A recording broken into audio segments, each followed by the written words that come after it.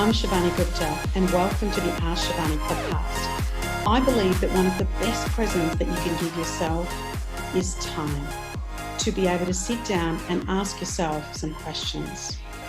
I believe that the quality of the questions that you ask yourself will determine the quality of your life.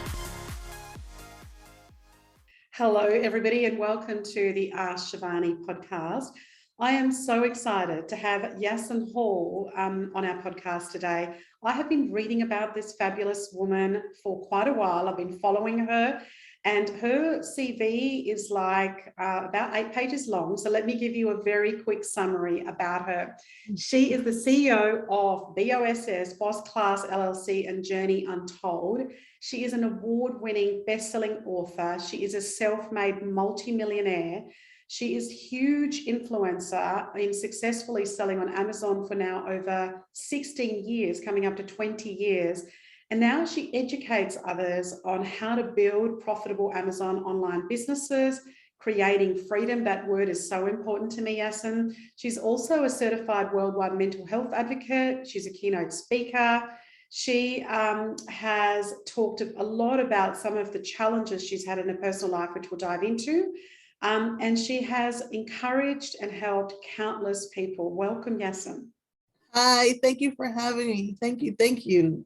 Oh, and look, when I read your details, when I look at some of the books that you've had, Yassin, the first question I'm always interested in is, your journey. And I believe that the best way to talk about your journey is your wonderful highs and your terrible lows, because those highs and lows often define who we are. So would you tell us a little bit about that, those highs and lows that have formed you into who you are today? Well, I would say my biggest highs has been the success of my children. Despite the fact that I am a daughter of a paranoid schizophrenic and a depressed hoarder father, I had a very good chance of becoming or inheriting mental health disorders. Fortunately, it surpassed me and it went to my children. So I have 4 and 4. So 4 of my children are all living with special abilities. However, because of what I saw my mother go through in life, I was determined that had I noticed anything in my children, I would immediately get them the help they need. And today I have a 36, a 26, a 23, and a 21-year-old that are all living successfully with their disabilities. I like to call them special abilities, not disabilities, and have overcome so many challenges and have just taught me patience, a lot of patience, wisdom, and I'm grateful for the path that it took for me to get here and selling on Amazon. It took me being homeless and didn't have a choice but to sell an online period because of the children's dynamics. Corporate America was just not something that would fit for what I was doing with a single mom working with the kids.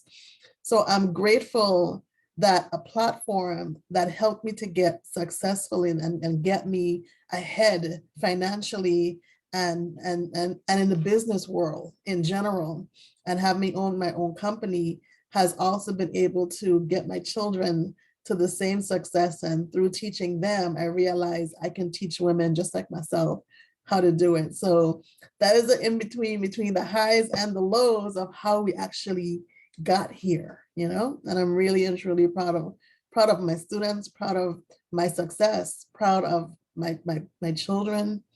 I'm just overall just in a very joyful place of knowing that I never gave up and I didn't give up on them. That's beautiful, Yassin, because often when we read the CVs, it's all so much about what we do in our businesses and the books we've written and the keynotes we've done.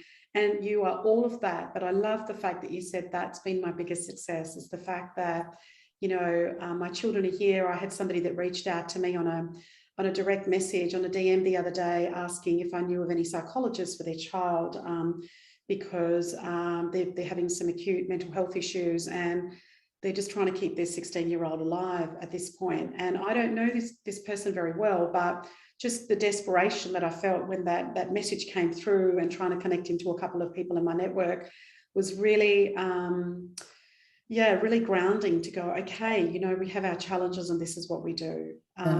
Yes. And yes, and you know, when challenges come your way, obviously you've had a lot of them in your personal life, with your parents, with your children. Obviously, building a business to the level you have, one thing is doing enough to make a small income. The second is to get to a multimillionaire status and be able to then educate so many others to help them succeed and do the same thing. So when challenges come your way, and you know they come in there for all of us personally, work-wise, health-wise, etc. Do you have a process or a system or a way that you tackle them? You know, some people journal stuff, some people, they have different ways of tackling things. So do you have like a methodology or a process or a ritual that you have that helps you deal with the challenges when they come your way? Absolutely. And when challenges come, they come rapidly, unexpectedly. And you just have to be in a mentality of this is part of the business. This is part of what happens in business. For me personally, I go hiking. I find that when I'm in a place where there's no cell phone coverage, so nobody can call me or any distractions, and I'm walking and it's just me out there and I have time to actually think. I can talk out loud to myself and nobody can hear me. Just ponder ideas within myself and come back refreshed after that hike and knowing that I solved the problem at bay or found a solution around the problem. Because sometimes the problems are like, for instance, Amazon's platform. We're on a third-party platform. We cannot call the programmers and go, you know what, this is broken, fix it now. Or you implemented this new change and didn't send out a video about what to do. And now I have to look at it. I look at the program and see what was the changes and how can I implement the changes to serve us better, And that's a challenge because I didn't write the code. It was an unexpected thing. I've used to the program being this way, and all of a sudden now they've changed it. And to sit down and try to find a solution that benefits us as sellers, that is a huge thing. That's a huge task because, of course, Amazon's platform is geared to them success. And if you earn success while they're earning success, well, good for you, and you just got to be understanding that if you really and truly get to this level, and when you get to this level, you have to life has taught you that challenges come at this level, and you've got to hit it with a positive attitude and a way of finding solutions and not focus on the problem. And that's what I've done. I love that. That's so great that I go hiking. It's amazing how many people then go back to connect to nature, or they almost have to, rather than work at it, need that space away from it to kind of almost work on the solution there. And yes, and when I look at read your CV, as I've just done to some of our audience, and again, I know your CV is literally about 8 pages long, and all the amazing accomplishments you've done. When you look to the future, and I know for some people with COVID, so many of their values are shifting in terms of who they are and how they want to spend their life. So when you look at the future and you think, whether it's a 5-year span or a lifetime span or a 10-year span, what are some of the other future aspirations that you have? Like, what are some of the other things, not only what you want to achieve, what do you want to do, what they might be personal goals, they might be business goals, family goals. What are some of the things for the future when you think about the words future aspirations? What comes to your mind for the future? That is such a great question and a loaded question. Honestly, and I can be as transparent as I possibly can and unapologetic with what I'm going to say. I do not plan for the future. I can't do it because it started with my children. You cannot predict what your child is going to be or do, especially living with, for example, my oldest son is bipolar. We don't know what's going to happen to his faith. Is it going to escalate to paranoid schizophrenia later on in life? These are the things that was more of my concern about the future of what can I do to prevent these methods from happening versus looking towards the future. Nobody saw COVID in the future. We kind of just had to get ready for it. Had I had some sort of 5-year plan, COVID would have definitely put a monkey wrench, and it would have put me in a spiral of, oh my God, I didn't plan for this. This is where I was going. This is what I had on my futuristic list. It doesn't look like that, and then freak out. So for me, I just walk in faith. That's all I can do because I don't know. what the future is. God already paved my path for me. I'm just going to walk. And when I reach that level of the fork in the road, I'm just going to pray on it and keep walking and hope that I made the right decision and I'm on the right path. And even if I'm not on the right path, I know how to turn around and come back around and regroup, you know? So when it comes to 5-year plans and futuristic plans, I honestly can tell you, I don't live by that. I know it sounds weird as a business person that we should have some sort of plan. But COVID is one perfect example that shows us you cannot plan for the unexpected. Yeah, that's really interesting. I'm a meditator, and I know that every time I listen to somebody else leading and guiding me through a meditation, or I do my own, I think I can control all these things, right? And then it's just an illusion. I actually can't. And everybody does whatever they need, and the universe works in its own ways. And so it's really challenging sometimes to go, I think I'm doing all this planning, but I'm not really sure it's getting anywhere. So that's really beautiful, the way that you said that, saying, well, I could, I've tried it that way, but it doesn't kind of seem to work. Everybody seems to be on this different trajectory in terms of what I'm trying to do. Yes, yes. Yeah. I can And plan to be alive for the next 10 years and hope that goes well. yeah, I yeah. mean, that's how we have to look at it now since COVID. So Yeah, that's so true, isn't it? And yeah, more and more people around me that were very, very healthy are getting unwell, either in small doses or big doses. So yeah, I think being grateful for what we've got and yes, being able to inhale and exhale as we're having this conversation is pretty deep. yes. And yeah, yeah. Yes, and perfect. Segue into the next question is that wellness. There's a lot of things. So when I listen to you, what I hear is you have spent a lot of your life taking care of people that need you, whether they're your parents, your children, even constructing a whole business around it so that you had the flexibility to be able to take care of your family and your children. And also in your work, everybody's looking up to you and they're saying, hey, yes, and this is what's happened with the algorithm, this is what's happened, I can't do this. And you're constantly solving things to help people be well, whether that's mental health, financial health, whatever, different aspects of health. What about for you? What are some of the things that you do for you? What are your rituals, whether they be daily, weekly, annually? What are some of the things that you do to manage some of your own wellness? Well, this is a really, really great question.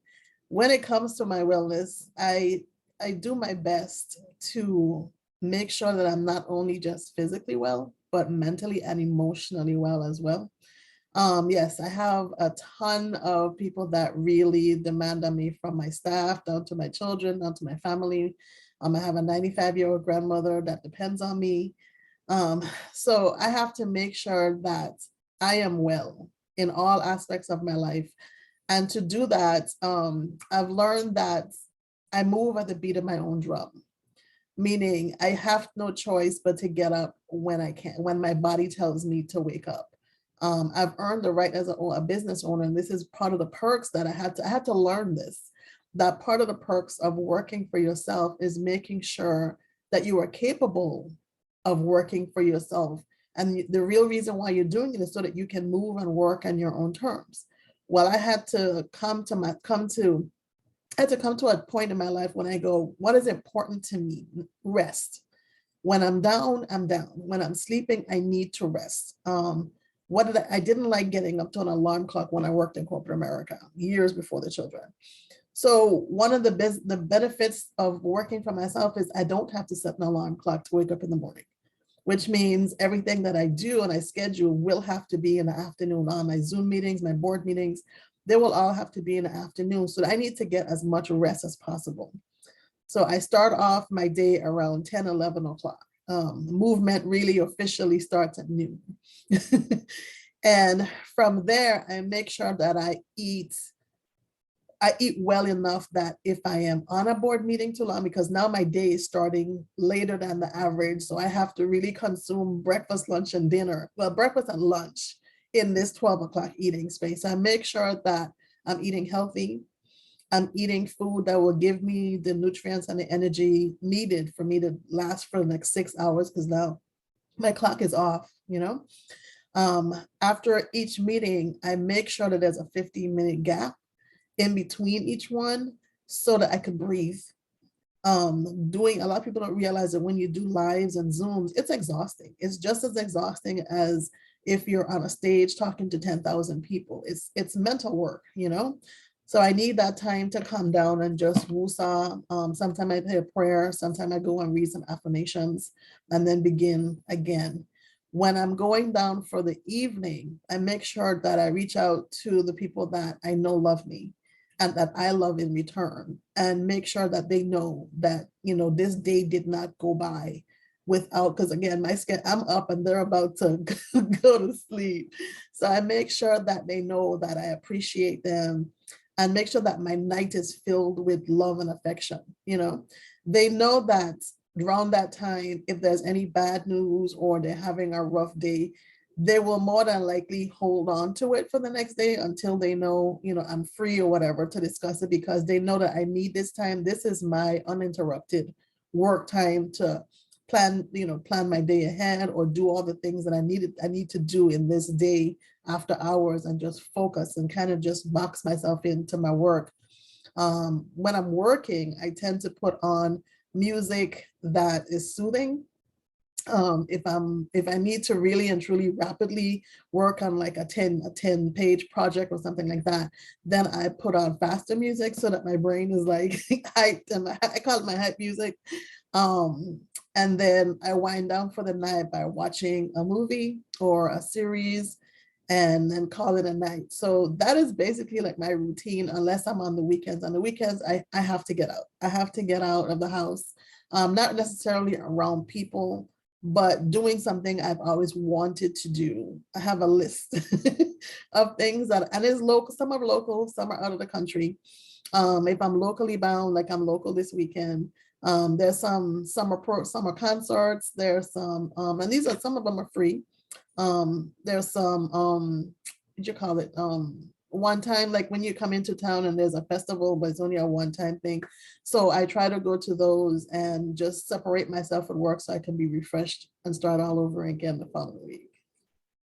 Wow, that is an extensive, beautifully curated day. Like, you know, from what you eat to how you structure your meetings, there's so much wisdom in just that answer there. Yes, and thank you. Thank you for sharing so generously about how you structure your day, because that's often the question for a lot of people. You know, how does this person get so much done and I'm not getting enough done? It's because they've got rituals and structures, and they've designed their day and designed their life in a way that gives them the outcomes that they want. So that's, you know, that's fabulous. A couple of last questions, Yassin. One is, do you have leadership philosophies that you live by? Are there things that are really important to you? There might be quotes, they might not necessarily be leadership, but they might just be philosophies, things in terms of how you live. Are there things or guidelines or philosophies that you have that you love, or quotes that you love that you really try and live by? Yes, I live by what is for you, and nobody can take that away from you. And block out the noise. Another one that I incorporated maybe 3 years ago: if it doesn't praise you, if it doesn't uplift you, and if it doesn't give you, if it doesn't make you feel good, it's okay to hit that button on the top, those 3 buttons, and hit block. Block is your best friend. Focus on the joy that your work brings you, not the money. The money will never bring you happiness. But if you focus on your passion and your why you're doing this, and make sure that as a business person, your why is serving the community and finding a void in the community that they need, and put your needs aside for the better good of the community, because that is where the most fulfilling works come from. Wow. Block could be your best friend. That is my best friend. Yeah, yeah. And the why, serving the community. So so much amazing wisdom there. And Yassin, if people want to know more about you, about the work that you do, or if somebody's listening, they go, wow, I so want to do some of that. What is the best way to follow you, to look at what you do? Where are the best platforms to find you? Instagram and Facebook, both follow my name, which is YASSINHALL. And if you're interested in changing your life and gaining financial freedom, you can visit thebossclass.com.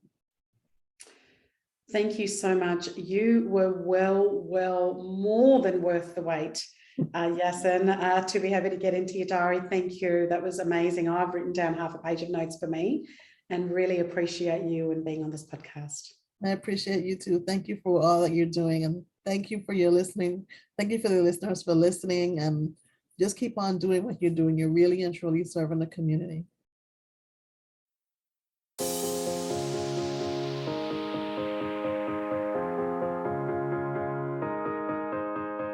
I'm Shivani Gupta, and you've been listening to the Ask Shivani podcast, where I got to ask some questions. Thank you so much for listening. Please follow Ask Shivani on Facebook, Instagram, and LinkedIn. And if you haven't done so, please go to the Apple Podcast and subscribe, rate, and review this podcast. It would mean a lot. Thank you.